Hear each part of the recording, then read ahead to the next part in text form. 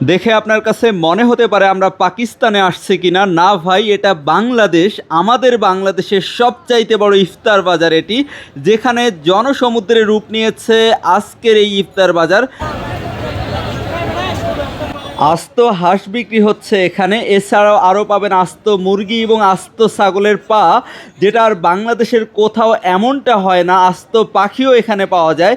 তার মানে বুঝতে পারছেন তো কতটুকু মুখরোচক আয়োজন হয়ে থাকে এখানে। বলছি বাংলাদেশের পুরান ঢাকার কথা, যেখানে বসে বাংলাদেশের সর্ববৃহৎ ইফতার বাজার।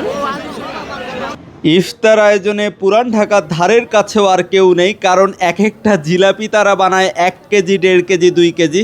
ভাবছেন আসলেই কি তাই? হ্যাঁ, আমরা স্বচক্ষে দেখে বলছি এবং আপনাদেরকেও দেখাচ্ছি। এক একটা জিলাপির ওজন হয়ে থাকে কেজি। চিন্তা করা যায় কারা খায় এত বড় জিলাপি, যেটা দেখা যায় পুরান ঢাকায়। পুরান ঢাকার ব্যবসায়ীরা রমজান আসলে মূলত ইফতারের পসরা নিয়ে বসেন পুরান ঢাকার অলিতে গলিতে। ব্যবসায়ীদের কাছ থেকে যতটুকু জেনেছি, ওনারা বলেন ওনাদের বাপদাদার স্মৃতি এটি। ওনার দাদার দাদা, তার দাদা নাকি এই ইফতার বেচতেন। তাদের শত বছরের ইতিহাস ঐতিহ্যের সাক্ষী এই ইফতার বাজার। তারা বলেন তাদের এই ইফতার বাজার পুরো বাংলাদেশের একটা ইতিহাস এবং ঐতিহ্যকে ধারণ করে। এজন্যই সব নানান রকম বাহারি খাবারের দেখা যায়, জিলাপি সহ নানান রকম এখানে খাবার রয়েছে, যেগুলো বাংলাদেশের কোথাও এত বড় পরিসরে বানানো হয় না কিংবা বিক্রিও হয় না, যেটা দেখা যায় একমাত্র পুরান ঢাকার ব্যবসায়ীদের মাঝে রমজান আসলে।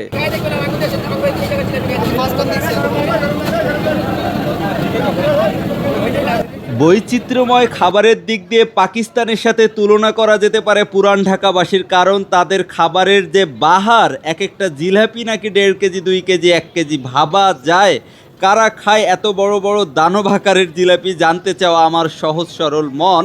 কিন্তু পুরান ঢাকাবাসী শত বছর যাবৎ আয়োজন করে আসছে বৈচিত্র্যময় এই ইফতার বাজারে, যেটা দেশের সর্ববৃহৎ ইফতার বাজার হিসেবে অনেক বেশি পরিচিত।